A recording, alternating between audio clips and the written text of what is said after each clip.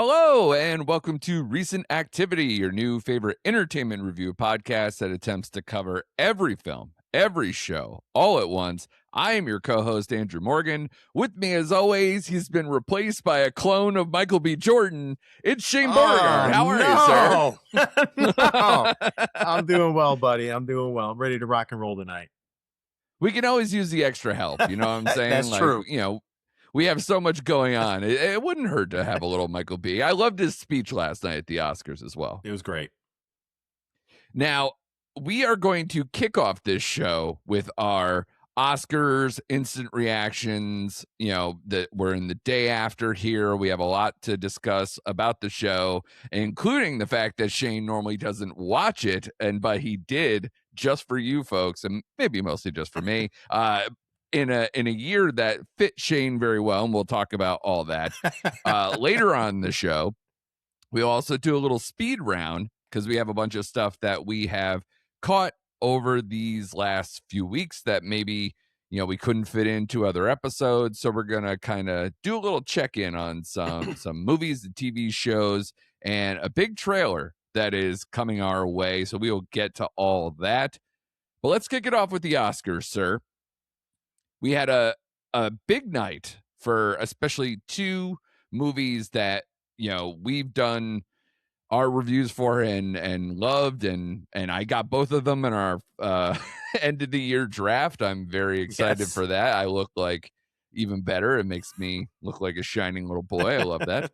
And of course, this is the second year of Conan O'Brien, and there was just so many movies that I felt like this year was a special year, and I was hoping that the Oscars would reflect it.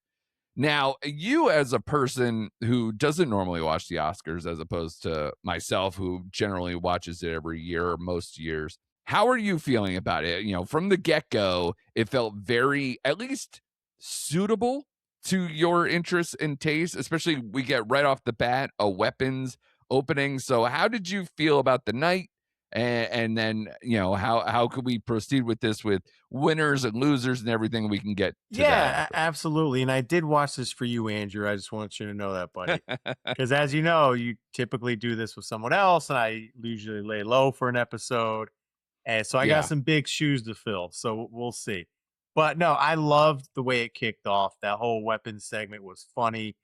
I like Conan as host. I really do. I think he sets a good tone. I just like the humor he lays in there. It's not always hitting, but I think he does a fine job, to be honest with you. Yeah. And the night went how I thought it would go. I enjoyed it. I really did. And maybe because there's a lot of movies, like you said, that are near and dear to my heart. And I thought most of the movies I actually saw this year, and even though you got them in the movie draft, right, Sinners and One Battle After Another was 1-2 on my end of the year list. So right. I really liked the intro. I liked Conan. These are highlights for me. I like the Sinners performance. Sure. Yeah, absolutely. The musical performance was great. I really like Billy Crystal coming out for the Rob Reiner in memoriam. We can definitely get to that. Sure. Yeah, I like Barbara Streisand and Rachel McAdams coming out. Of course, you always omit a couple people. I was surprised, like George Wendt or James Vanderbeek wasn't included in the memoriam. But you're always going to miss a couple people. But was Wendt this year? Yeah, he was this year. Yep. I don't know why I thought he was in the last in memoriam. And for him being in Cheers, and but that being said, I wasn't surprised by any. I was so glad Amy Madigan won for Weapons. That kind of surprised me, but I'm glad she won. I was kind of hoping Sinners would win for Best Movie of the Year, but I have no problem with One Battle After Another winning it. I mean, they were the two biggest winners of the night. I'm glad Frankenstein walked away with some awards.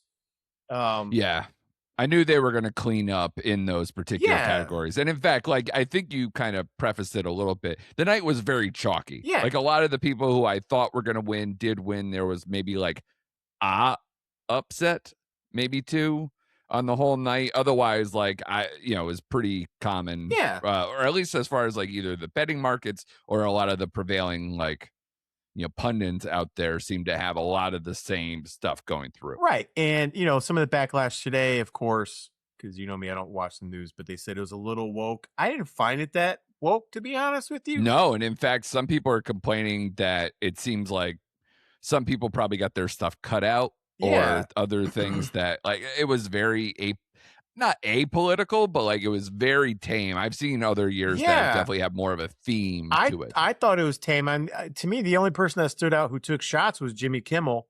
Outside of him, Well, and Javier Bardem yeah. got like a big thing for the Free Palestine and everything else, but outside, again, tame. Yeah, outside of that, it was very tame and it was very vanilla. So yeah, I enjoyed it, man. 7, yeah, it wasn't long. I don't know if they changed the start time. You can tell me that.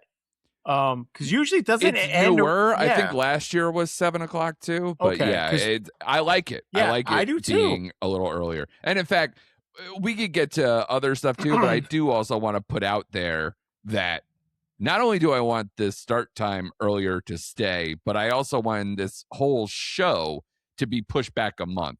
But that's a whole other thing. Because did you have any feeling of like when watching everything, like, yes, I love all these movies, but good God, we've all talked them to death. It's the middle of March. Like, this is so late now. It just feels so late. And I know they try to build momentum to it and maybe a horse race between, the big movies of the night and everything else. But God damn, man, like easily this could have been the week after the Super Bowl or the week in between because no one cares about the Pro Bowl. And it would be just as impactful, if not more. Yeah, I would totally agree. I think it's too late.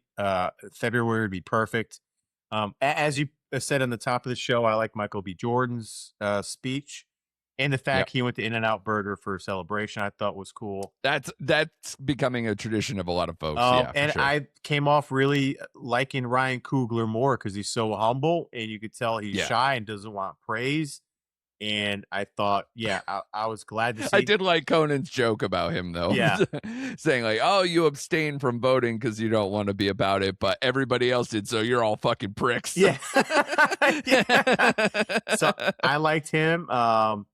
The short, the funny video short that I liked was Conan doing the filmmakers editing stuff for the iPhones. For phones? I thought that was good. That to me was Id Otter or whatever, like inside the Godfather. Yeah, to me that was the funniest bit of the night that he had. But no, overall, there you go. I liked it. Yeah, I think it was, much like you mentioned, a huge night for PTA personally, getting his his shine all of a sudden. Did you find it? I loved the fact that like for the first time ever, they have the casting Oscar, and in her speech, she had to throw a shot at PTA for being like, I got an Oscar before you did. Yes. Now, granted, he got it like soon after in the show, but I was like, woo, shots fired. Obviously, it seemed like a lot of people kind of poked fun at him a little bit throughout the night. So it feels like he's a guy who's well respected and well liked and everything else. So I'm glad for him. As noted, it was that and Sinners were 1-2 for myself as well. So I'm glad to see.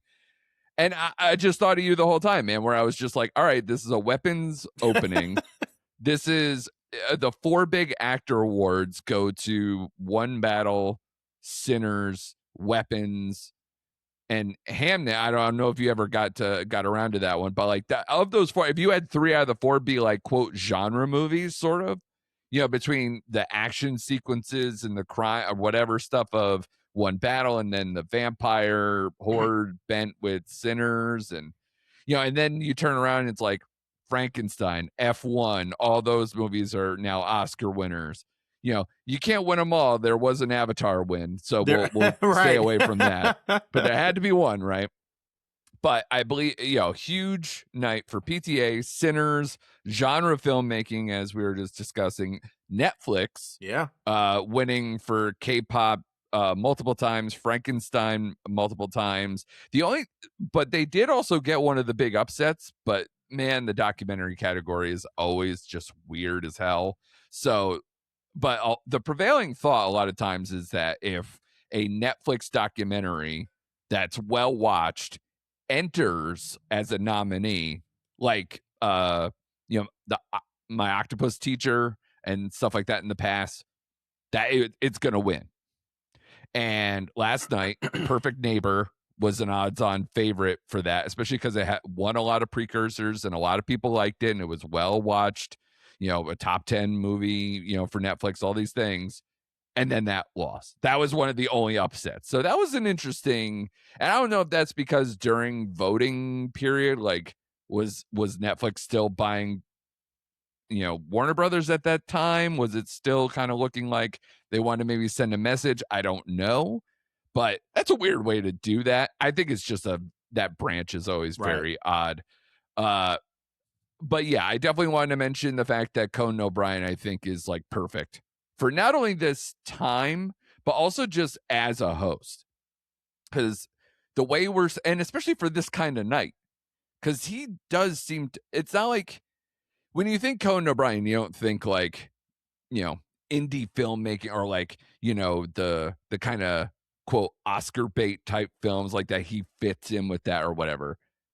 But as the Oscars kind of gets more into genre stuff like a night like this, I think he's perfect. And then his writing staff has always been great. I've always loved his shows. The jokes were all on point.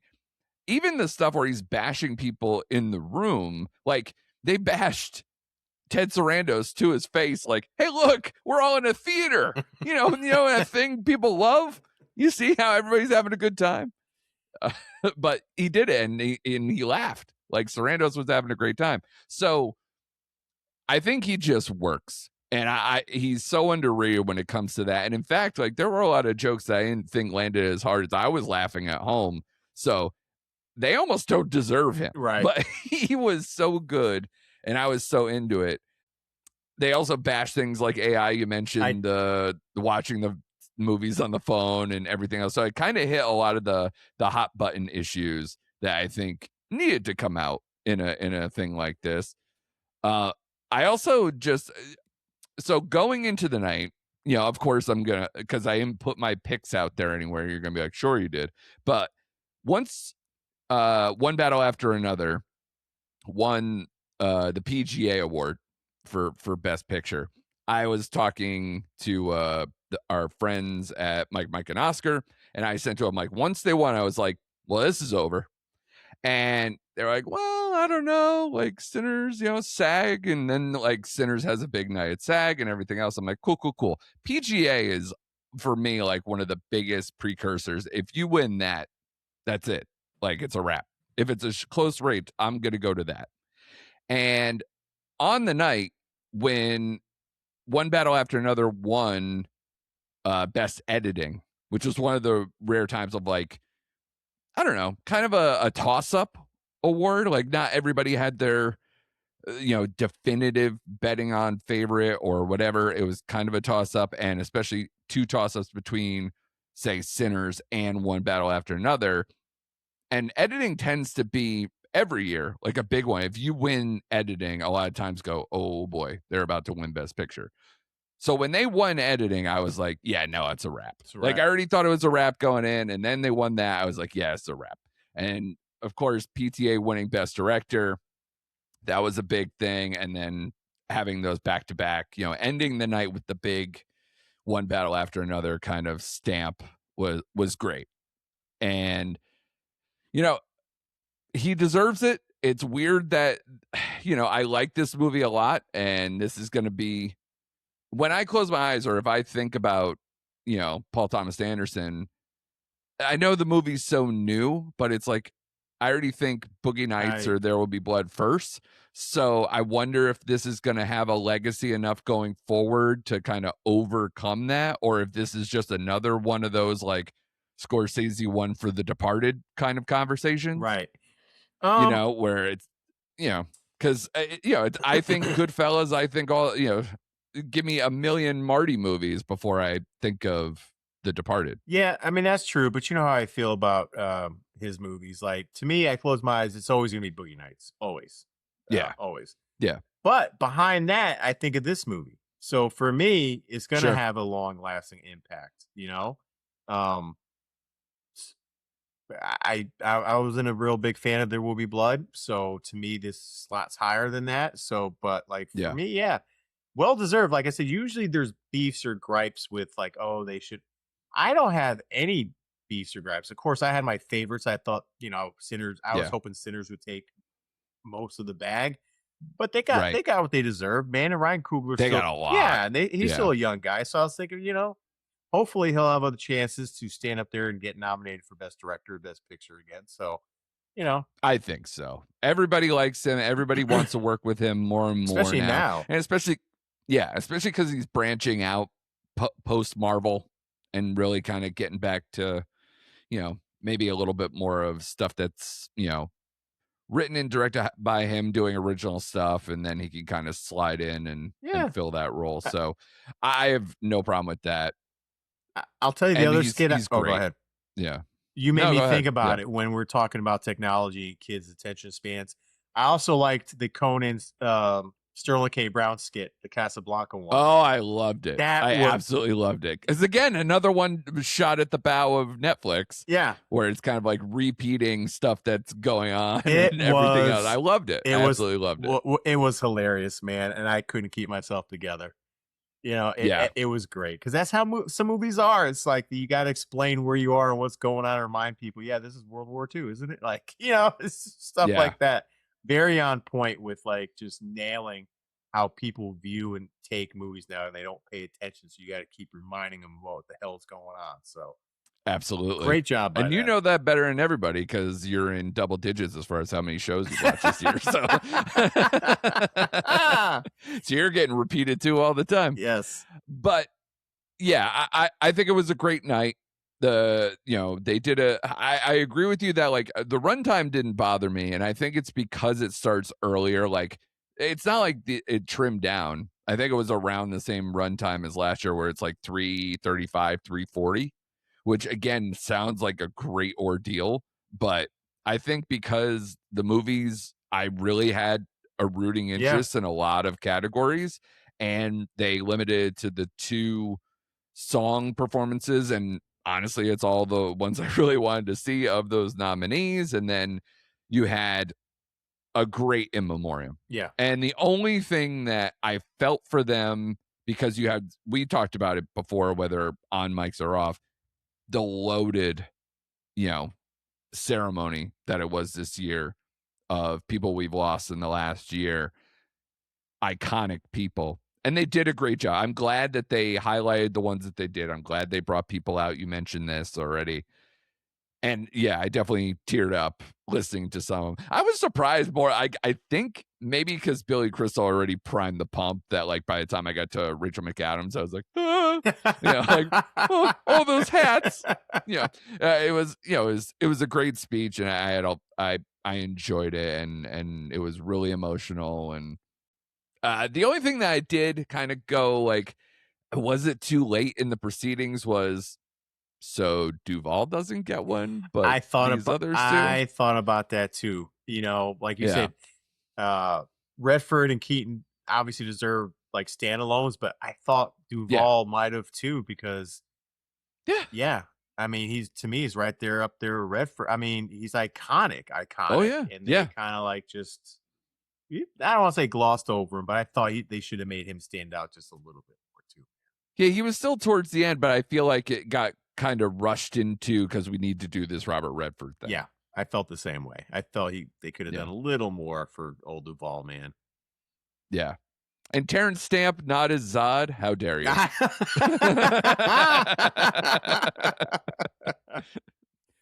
There was a few of them that I was like, what role should be there. Stop it. But, again, we're not part of the selection committee. But I loved this Oscars. I thought it was a great ceremony. It blew by, and a lot of the people I wanted to win won. Yeah. So, no issues there. I'm hoping now that we're seeing kind of a trend in the last few years, I don't know, like I feel this new academy is starting to form like kind of their stamp, their opinions on thing. Like it didn't, like I think Oscar bait is almost dead. Yeah. It really has to have like I guess, like, what would you say, like, is the closest to, like, quote, old school, like, Oscar bait? Is it just, like, Hamnet because it's Shakespeare or, you know, I can't, like, because this year when I was looking up and down, I'm like, I like a lot of these Yeah, nominees, and even the ones that I'm like, I'm not in love with, like, you know, not to shoot shots at people, but I wasn't in love with The Secret Agent, and it you know, it got a lot of nominations, excuse me. Okay, right. but it's not like I hated it, and I have some, you know, I just like the director's other movie better. That's Yeah, all, yeah. in recent memory. So that's and you know how much we love Wagner Moura, Oh so, yeah. you know, we could talk about him all day. But, yeah, I just didn't feel like I didn't have any animosity, I wasn't mad at any selections, and there was just a great list of movies. So, I'm hoping not every year could be great, but I think we're kinda getting to a point now where, you know, genre films, blockbusters can be represented easily and have a chance to win, which is huge for the Oscars. And then, but you can also see that it's still getting more international because we had Secret Agent, Sentimental Value make a lot big noise and everything else. So I'm just happy where this kind of is right now. Is this just because of this year? Possibly, but I think if you total up some of the moves in the last few years with this new academy, I'm just hopeful for the future. I'm just hoping the audience also translates, especially as we're getting towards YouTube being Yeah. the host of The it host instead of of it. ABC, Hulu, whatever you want to say. Yeah, listen, man, if it's like this, it might be a yearly event for me. I actually might watch the Oscars Yeah, next year. Like you said, movies yeah, like Another Battle of Sinners, I think for these box office, what you call them. I think it opens the doors for more movies like that. And with Amy Madigan winning in Weapons, I hope it opens the door for people to look at, quote unquote horror movies a little bit more. So you're not just pigeonholed into this category. Like, oh, that's a horror movie. Why are we nominating?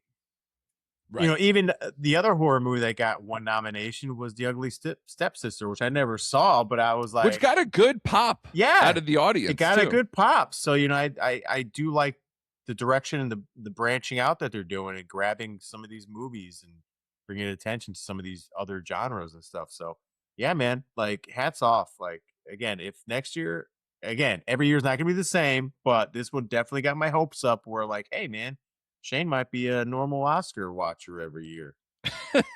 What do you know, right? Um, I'm trying to see because we're going to talk about some 2026 movie stuff coming up here in a minute. I'm trying to wonder what I would pick as like the far, far too early prediction of what will be winning Best Picture, or at least Oh a man, strong candidate. Like we've gotten fed in some stuff. We got Project Hail Mary next week. That's getting very good great early reviews. buzz, Yep. and we have we'll talk about, well, hell, why don't we start here because we're kind of done with our Oscar conversation. Let's start our bonus round, Shane, here, a little speed round, doing a couple things. Dune 3's trailer comes out tomorrow as well, so we're gonna see a movie that, you know, Dune 1 got a little bit more, I think, maybe in the nominations than Dune 2, even though we loved Dune 2 way more, Yes. or at least I will say way more, but more than the first movie, and thought it deserved Best Picture that year that it came out a couple of years ago. But now I'm thinking, like, is it Discovery Day? Are we going to get a Spielberg resurgence? Are we, Ooh. you know, what else we got? Is it the Odyssey or bust? I would probably say it's the Odyssey or Odyssey or bust. bust. I think that's probably the case. I'm wondering what could be the ones that contend against that. And, you know, if it's something like, it would be so interesting to have some kind of a mix of, say, the spirit at least of those type of movies. Your Project Hail Mary should make a lot of money. Odyssey should make a lot of money, and it's the first film for a director that's well respected coming off of a big win with Oppenheimer. And then, you know, something like Dune 3 to where it's like, is this the last of the trilogy? Is this where Dune really gets its shine?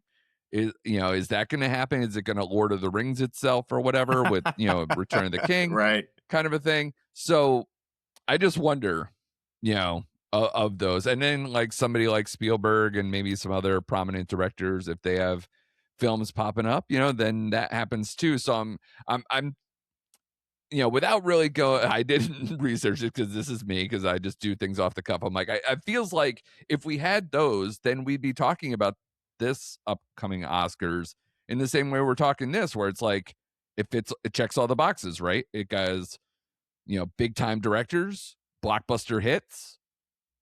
Yeah. What else do you need? Yeah, like you said, I think it's Odyssey right now, but it's funny because I'm just as we're talking, I'm kind of scrolling through early Oscar stuff. And the first four Yeah. movies that they mentioned are the movies you just brought up: Disclosure Okay. Day, Odyssey, Dune Part 3, and Project Hail Mary. They also brought in here like The Adventures of Cliff Booth because it's Fincher and Tarantino I know. writing. Well, we're riding for that. Oh, Yeah. Mhm. absolutely. So yeah, there may be some things that come down the pipe here, and we'll see. But I think it is the Odyssey, man. I saw a new trailer for that last weekend, and I was like, "Holy crap!" Like, Yeah. let's go! Like, Oh yeah. let's go. And I that would be, I'd have to look, and I'm not a Oscar historian, but just off first blush, I think that would be the first time, either in a long time or ever, where I'm like, a director who won Best Picture again, that with the next film they do. Oof. I'm like, I'm trying to think, because they don't do that very often. Like, if you're like in your mind, you're like, let me think of the best directors that I know. Some of them don't even have best director or best picture Oscar, let alone have two and have them in sequence. Right. Yeah. Well. Because as we were just talking about, like Scorsese or like whoever, like, you said Fincher hasn't even won one. Tarantino, like Yeah. those guys haven't won one. So, like, Spielberg, very limited. He Schindler's List, and he made two of the greatest movies ever in the same year with Schindler's List and Jurassic Park, and and then obviously won. But he should have won for Private Ryan, but even that wasn't, I don't think, back to back, No, it because wasn't back I to think it's back. like 5 years apart, right? Yep. So he had a bunch of stuff in between. So I don't know. I can't think of one off the top of my head. There might be, again, older history, Right. John Ford or somebody. But yeah, I can't think of one, at least in recent memory. So that'll be interesting. If that's the conversation of like, well, he just won, so is the Odyssey going to win? And then we're like, it's the greatest movie of the year, fuck all of you. So right. we'll see. Because that is what we do around here. We bitch and moan even when things are great. So let's get on to it. So with that, Dune 3 trailer. Let's start this bonus round in earnest. Are you hyped for the trailer to come out tomorrow? We're recording this on a Monday. It's going to come out Tuesday. What are your feelings? Like, do you know a lot about it? Are you trying to stay away? What's your feeling on Dune 3 trailer release? Didn't even know this was going to drop tomorrow till you like message me off the mic before the show. I'm all about it. I'll watch this one trailer, take it in, and that's all I'll watch. I am so hyped for this. Haven't heard anything about what's going on. I haven't seen any behind the scenes stuff. So I'm coming into it fresh and blind. So I am, like you said, we both love Dune 2. Yeah. Let's go. Let's go. Like, I'm ready. I'm the same way. I'm glad, like, between the Odyssey and this one, and even like maybe I'll do it now for Project Hail Mary. There's like a few movies that I'm going to seek out doing IMAX or Dolby or trying to really do it up. Man, I just hope that the Dune 3 trailer will now be in front of Project Hail Mary. So when I go see it in Dolby this weekend, it's going to be like blaring big, awesome theatrical. Like, this is what we want. This is what we're looking for. So to me, I'm all about the hype on that one as well, especially to see how much more of certain characters that we're going to get. I think Robert Pattinson's new to the third one here. Are we going to get more from Anya Taylor-Joy? There's a lot of questions and a lot of characters that I want to see where we're at. So, and from what I understand, that it's a little different from, say, the story that was the third book. So we're going to see a lot of what the changes are maybe and everything else. So I'm curious to know when there's going to be a deep dive on this trailer that I may avoid because I just want to watch the movie. Right, exactly. At this point. I'm curious too what the box office is going to be like with this movie, especially since Mm. they're releasing it the same week as Avengers Doomsday, which I'm like, I think someone's gonna blink because they can't share the there's just IMAX. no way. And well, so Dune 3, I think, has the IMAX. So I don't know if they're, gonna be like, well, if you're in all the IMAX, we'll take all the other ones, and here we go. But I don't think that's gonna happen. So I think Avengers might slip back Okay. or forward So a you little don't see bit. But well, you don't think we'll see like another Barbieheimer or Appa I Barbie? mean, I'm all for it, man. I would take like a week off of work and if those are all good. But not to reiterate, I did want to maybe Oh. mention this with the Oscars one. I know we're doing a quote kind of speed round here and we're not speeding, but at the same time, the Evans Robert Downey Jr. thing was probably one of the most painful things to watch in It all was the bad. Oscars. It was bad. It was bad. And they brought him back out to do more. It was bad. And It was I bad. actually So put I'm that like, more if on this is Downey what we're gonna Jr. get. I think than Evans. Yeah.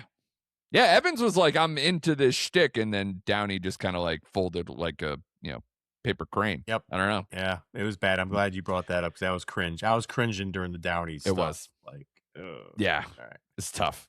And I did see some, pointed tweets being like, and this is going to be the great banter that you're going to see in Avengers Endgame. So buckle up. Well, I guess maybe with him and Dune character, it'll be better. So, all right, let's moving on Okay. to a little bit of current movies that we caught in the last few weeks. I wanted to kind of pick your brain on a comparison of two horror adjacent, horror genre tinted movies. The Bride, which came out a couple weeks ago, Christian Bale and newly minted Oscar winner Jessie Buckley as the leads on that, on a film from Maggie Gyllenhaal doing an update of her own on the Bride of Frankenstein story, versus Undertone, which came in third at the box office over the weekend, made just a little under $10 million in a very slow week. It was kind of one of the only big releases, quote unquote. So I think it kind of held its own. I didn't even know a lot of people who even knew what this movie was. So to make almost double digits in its opening weekend for a tiny movie like that, that's good for them. Cool. So let's do a little contrast and compare. Do you want to champion any of these, let alone do you have a pick, one or the other, that you liked better? Oh yeah, absolutely. I like The Bride better. I really did. Okay. Yeah, I did. Okay. Speak on it, because a lot of the conversation about that one was how much it got pushed back, how much, how much money it needed to make because it was a lot of money, all of these things. So speak on that to tell me what you liked about it. Yeah, I will say this. It was the storyline at times was a cobbled mess, Absolutely. That's where I think Gyllenhaal lost me a little bit, was the disjointed storytelling with the Bride and Jessica Buckley's character, who I thought, Jesus Christ, I loved the way she went back and forth with the Shelley character in her head, like she's schizophrenic, like she's going Right. back and forth. Like I thought she was great and kind of stole the movie. I'll give any director kudos for trying to go in a different direction with an iconic character. And again, Yeah. I compare this more to a Bonnie and Clyde than I do a regular Universal monster movie. So kudos for her for For sure. trying something different. Right. Did it work all the time? No. I think the biggest negative I have for this movie is the Bride's actually backstory. Yes, you get the gangster that is choking and killing these women, and she starts a movement. Can I get more backstory on that and how she's linked up with the detective and how they know each other? Like, I needed more exposition with those characters and a little more history, and I felt like that was kind of skimmed over. Yeah. But on top of that, I liked the story. And again, I think I was just drawn in by the performances. So even as not well written or just badly cobbled together the story was, I actually enjoyed it. I walked out and gave it a 3 out of 5. Yeah.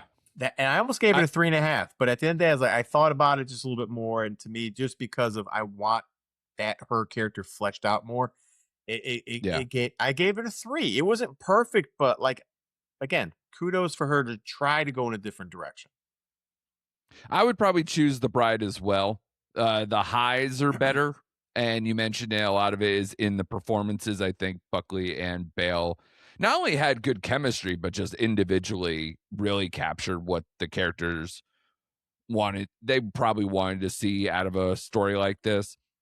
I don't think the messaging, it was either too heavy-handed or just lost Yeah. at times. So I think you're right to say like the analogy of like, or the description of it being like cobbled together, or like kind of like loosely fitting, and maybe it got gutted a little bit with editing, because I heard the test screenings weren't so great and things like that. Maybe they made adjustments, but I don't know. I think the best part about it was about these two and their, connections at times. Like when they're really kind of getting into the get to know you phase and being on the run, some of those things, I thought it had a lot of charm. Yeah. It And was funny and then at especially parts. yeah, and to have like the musical number as well, like and some of the dream sequences and things like that. I think those really worked. I just don't know if I fully cared about the writer, or was like really invested in the outcome of any of the story, especially when it came to, Annette Bening, that whole Yeah. thing. Like I didn't really care. And the way it's set forth, I don't know. Like I just wasn't that involved. It just seemed to be like, let's put them in new situations all the time, and then throw in, this definitely very feminist story, and trying to, you know, eh, given the time period, trying to really show what a woman's place is, and then Oh trying to yeah. make it a little bit contemporary with it.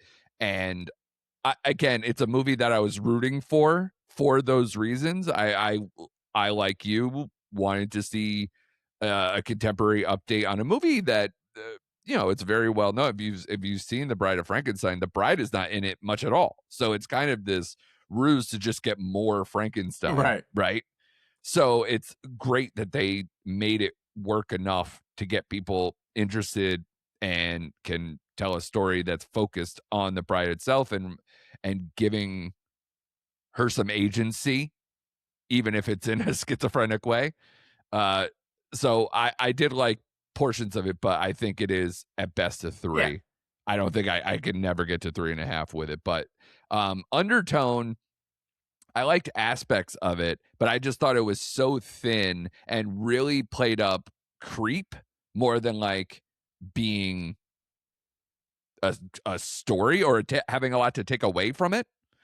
I think because it's leaning on it's a podcast that they're recording. They're unlocking these audio clips and then summoning some kind of, demon spirit kind of a thing in the house, and it gets out of control. And I thought there were some impressive visuals, but man, is it few and far between. It's really a slow burn.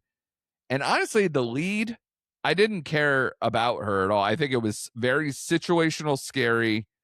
There wasn't a whole lot of like, why is this happening? What does it mean?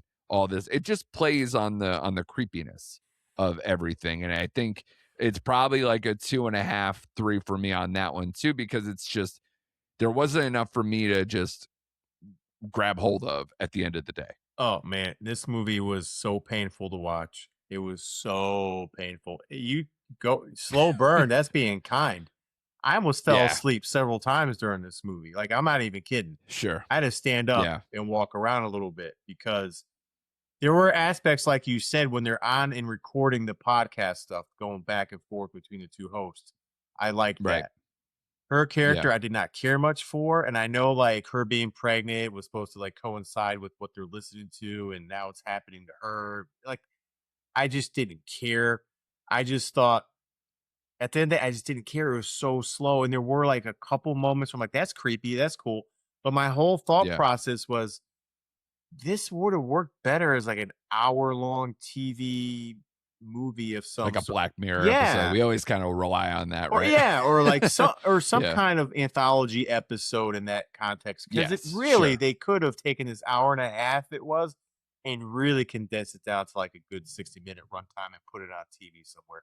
I just didn't feel Yeah. like this was like a movie I don't know, and I was looking forward to it because I saw the trailer and I thought, "Oh, man, this could be a really good scare. This could be a really good time," and it was Yeah. boring. It was so mind-numbingly boring. Yeah. So Because I believe that it got like a big pop either from one of the prior festivals. I want to say South by Southwest. I might be wrong, but it definitely got pretty good reviews before it even was Right. released. And I don't see it. I think again, when you're in a festival like that and maybe you're seeing a lot of like indies that don't work, that this one at least like is coherent. Like Right. you can ride with it and get some pops out of it. I did have some moments where it literally like, give me a little chill. Yeah, yeah. It But at the had same time, there's not enough or there's not enough story to warrant correct. anything better Correct. though. They had moments where it kind of like gave me the shivers, but like it just was few and far between. And Yeah. at best, I could give this movie 2.5, and that's kind of being a little kind. Yeah. So I'm with you. Bride over Undertone, but I'm not exactly like full throated selling either, but Right. you could take some moments from either. Uh, the next one I got for you is Scarpetta, Amazon Prime, a new Nicole Kidman show that I will graciously say is not getting warmly received and also was just kind of dropped. Like I had no marketing sense of this whatsoever. And then all of a sudden I was like, wait a minute, a crime show with Nicole Kidman and like a deep cast of people around her that you're just like, man, I would have totally gone for this. And then based on a best-selling novelist, like first kind of like adaptation to it too, that this, I think they already got pre-approved for a second season before this dropped too. And all I kept hearing was, I read one article I told you is off mic. I think RobertEbert.com was like this mind-numbing show. And then I've heard, a bunch of like other negative things. So you actually watch this. You're almost done with this. They dropped this as a binge, Yep. right? It was just all just dumped along on Amazon Prime. What did you think about Scarpetta? Because, it's not looking great. It's somewhere between. It's not total trash, but it is uneven with the storyline. I thought as the mystery evolves and you get to know like what's really going on, that part was good. I just think some people were a little miscast. Uh, Nicole Your Kidman. boy Bobby Cannavale that you No, hate so actually, much? I do hate that guy with a passion. I still have no idea why, but yes. But yeah, he was actually okay. But I think Nicole Kidman was a little miscast as the lead in this show. And It looked like it even in the trailer. yeah, Because I did watch the trailer to see if I was enjoying anything. I was just like, with what someone is with her going on here? And she doesn't gravitas, seem yeah, right. she doesn't seem right in the show. Neither does Jamie Lee Curtis. And Yeah, that's a weird pair. it is a weird pair because they're sisters in the show and they go back and forth. They're Sisters? sisters. Yes. Okay. What are we doing? Yeah.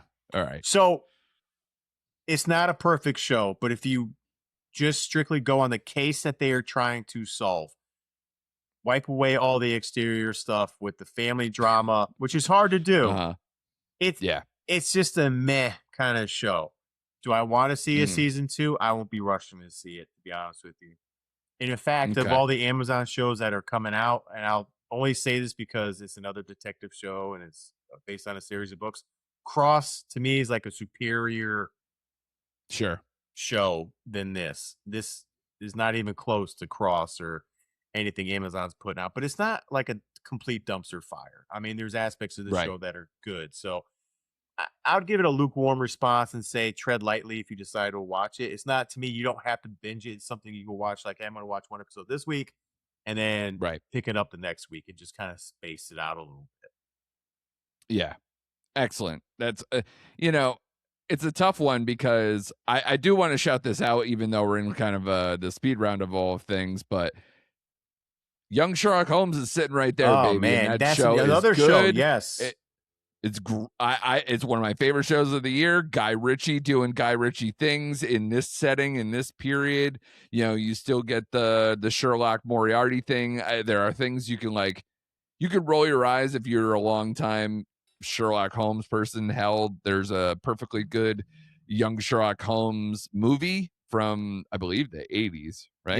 Yeah. That is very good, that I enjoy as well. But this is definitely Guy Ritchie coded. So if you like the confluence of those type of things, obviously he did his own version with the Sherlock Holmes story already, but it's not as slick and like fully Guy Ritchie motion, slow motion action, all those type of things. But I think especially once you get into the family stuff, it's Oh, so so good and it good. just rides. And it's bingeable as hell. Oh yeah. So I believe it's 8 episodes. I inhaled them. In 2 nights, I So inhaled it. totally. Same here. That's a full-throated endorsement. So if you getting this as your, well, Scarpetta didn't work, what else you got for Amazon Prime? That would be my opinion on that one. Last thing, because I wanted to end on a positive. So there's been a bunch of new shows, and we also have a lot of our old standbys. And I'm just looking out in the landscape, Shane, and this is the perfect time of year and the perfect time right now to ask you full throat, as we have with this previous endorsement. Do you just have season tickets for anything Bill Lawrence does for the rest of your life? Oh yeah, sign me up. Season pass. I'll buy the express pass. Whatever you want me to buy, Yeah. Yeah. I'm buying it. Same. This guy is on fire. I mean, he is on fire. And we'll talk about the shows that he concurrently has Yeah. going on right now.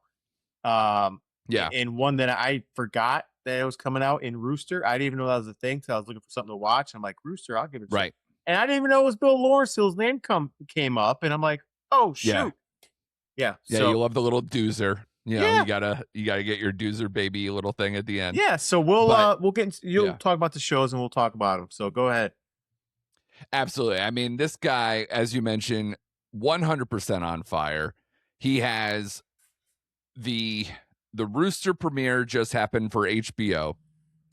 You have Shrinking season 3 that we've been talking a lot off mic about it, and we talked about it a little bit here.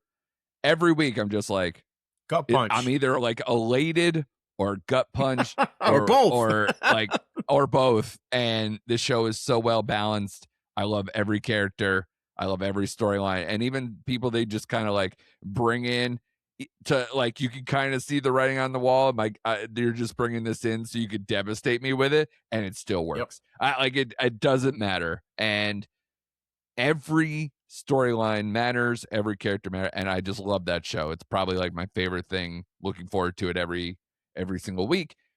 And then I was surprised because you have the Scrubs reboot or revival, update, however you want to call calling it now. Because it's weird, right? Like if you look it up, they don't count it as like the last season of Scrubs. It's like this new kind. It's the Scream like Scream 5 or whatever being like it's Scream, but it's not, whatever. It's that whole thing. I hate it all when they do that. However, I'm very glad that I actually genuinely enjoyed this, because not only is it very much reminiscent, of the old school Scrubs feeling, that kind of fun and balance between characters I really like. Some of them are kind of like, it's a little like, oh wow, they're kind of like, they don't have as much of that sharpness or maybe some of that life left in their character, but I think they do a great job of bringing in current medical issues and issues with healthcare and being realistic, and still having a lot of that JD and Turk fun buddy cop kind of a vibe in the hospital setting that I just absolutely eat up. And I think after they kind of got through this is where we are now, first episode and a half, I think now it's really getting into like the jokey. This show is 20 minutes of content. Let's just go for it kind of a show. And I'm all in. Have you caught that at all yet? Yeah, no, I love it. I love this show. I was going to try to wait till more episodes piled up. Yeah, we're like at 3 or 4. Yeah, it's four. But yeah, like you said, I like the writing. It's just the Turk JD show. I like how they present like where JD is, the relationship with everybody, how Turk's dealing with being married and having 4 kids, and it has like real life, 4 girls. Yeah, 4 girls, Man. So once you get past that, which I really like how they set it up and how Dr. Cox like left it to JD to be chief of medicine now. And the whole thing. And again, it's zippy, it's funny, it's just typical Bill Lawrence, man. And I love the new cast of young characters they brought in. I like the British kid and the girl that he's kind of in love with. And I love the whatever, the handsome guy who's just like But then it brings Yeah. you down with the moments how, like, the episode where he wouldn't go see the guy's wife in the car and she ended up passing away, and it's like, oh man, like it still hits you, Yeah. you know? So It does. And that's classic Scrubs too. And honestly, classic Bill yeah, Lawrence. it's classic Bill Because how many times Lawrence. do we get that with Shrinking where it's like, oh, we're all joking until like, oh shit.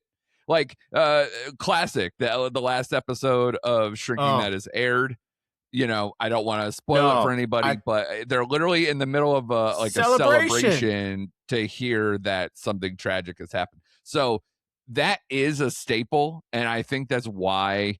I mean, Bill Lawrence and Zach Braff and Jason Segel, they all feel like peas in a pod. Yeah. All guys who love to be very jokey, very improv, very funny guys, but also have this sentimentality, this emotion that I think just works. And and I'm seeing it now with Rooster too. And I thought that Steve Carell fits into that circle fits too, in where that he's world. a very funny guy who could just get all the emotion. He has it on his face, and he's playing a character that is kind of like the college version cousin of Jason Segel's character in Shrinking. You know, this kind of guy who's post-divorce, trying to get back on the horse and trying to feel some respect for himself, help his daughter, do all these things. And it's like, you're kind of seeing it's the grown-up, almost college campus version of Shrinking. So that's why even though it's one episode that I caught, I'm very enthusiastically looking forward to see where this show goes. Me too. I felt the same way. I was like, Steve Carell fits perfectly in this world. And I do like the characters Lawrence decides to use in multiple shows.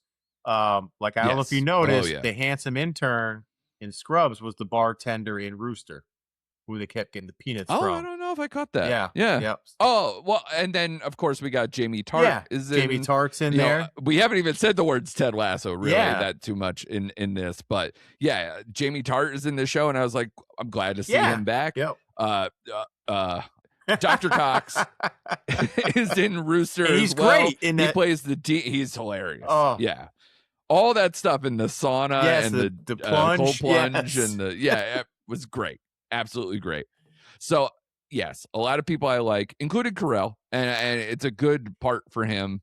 And I wonder how it's going to work out, exactly what he's looking for. I don't know if I fully have the mission statement out of the first episode, but I don't really care if it's on the vibes and really kind of tackling modern campus culture and education, which they kind of already have. I was going to say, it already Plus kind of has. having a family story and a relationship story and whatever else they got going on. I'm in for it. That sounds great. Me too. Sign me up, brother. I know. Bill Lawrence, man. And then we got to have new Ted Lasso probably coming out maybe by the end of the year. And a show we mentioned off Mike's Bad Monkey's coming back at some point. Is that this year though, you think? Yeah, I looked it up. I know, again, it's still active. Right. But, they're in pre-production, I think I just read. So they haven't shot it yet? They haven't shot it yet. So probably not 2026, but definitely 2027. But yeah, keep it rolling, man. Yeah. Keep this all the Bill Lawrence shows that we can. I know he has a Sarah Chalk, outside of her Scrubs thing. I think there's another project that they're looking for that. And man, we're just going back, like a guy who got his start with like Spin City as being a showrunner, wrote on things beforehand, but the first time he was like kind of like head man in charge, and that was a really fun sitcom before he got into the Scrubs thing, and then Cougar Town, and gosh, this guy is just a hit maker. He rarely misses. So just all the kudos. And Shane, did you know Bill Lawrence from Connecticut? Did not know that. Where in Connecticut does he hail? Ridgefield, I believe. Okay. Did not know that. So, all right. I just need to get a hold of him. I just need to be like, man, kindred spirit, you fill me with such joy. I just need to say thank you, give him a big hug, and move on from there. So big ups to Big Bill.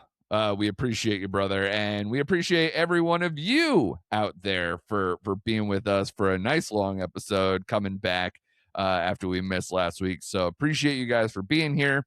hope you guys like the Oscars. Hope you guys have some opinions on some of the things that we have done in this episode. Be sure to drop us a line either in the comments on our YouTube video of this episode, or hit us up on the socials at Recent Act Pod, where we have a new solo mission from Shane. He put out his feelings that I know I desperately was waiting to hear for Jason Statham's Shelter. I did need to know, because he is following a pattern. Of course. That I want to know whether the spell is broken for you, or where it lands in his most recent, he's hiding away somewhere, then someone pulls him out of the darkness, but of course he has like an unreal set of skills and he has to protect some child or some person, child endangerment or whatever storyline. So I need to know, and obviously I watched your video, so I do know, and you all should do as well, where it lands between Working Man, Beekeeper, and now Shelter. And man, I got to look to see if he has some new ones coming up and whether it fits the same mold. If this is just what we're going to get. Just keep them coming. Statham going forward. Yeah. So be sure to check out Shane's review of Shelter on our socials, Instagram, and hopefully I should be able to put that on YouTube if you're a YouTube subscriber as well. So thank you all for coming here, and we got a lot on tap. We have Project Hail Mary this week. We have Ready or Not 2. Big week. Coming out this week. So yeah, definitely going to be at the movies all weekend. Gonna try to, fill it up. And oh, by the way, I will have my latest What's on Netflix review for you, because Peaky Blinders, The Immortal Man, if you haven't caught it in its limited run out in theaters, which I did. So if you have a chance before it drops on Friday and want to go see it on a big screen, that is out in limited release right now. And then it'll be out on Netflix on Friday, and you can see my review on whatsonnetflix.com. Thanks again to everyone for watching, listening, however you ingest us. Find us on Spotify, Apple, YouTube. We are everywhere. You should find us. We should hang out. So please watch all these movies that we got coming up that we're going to be excited to talk about next week for more recent activity.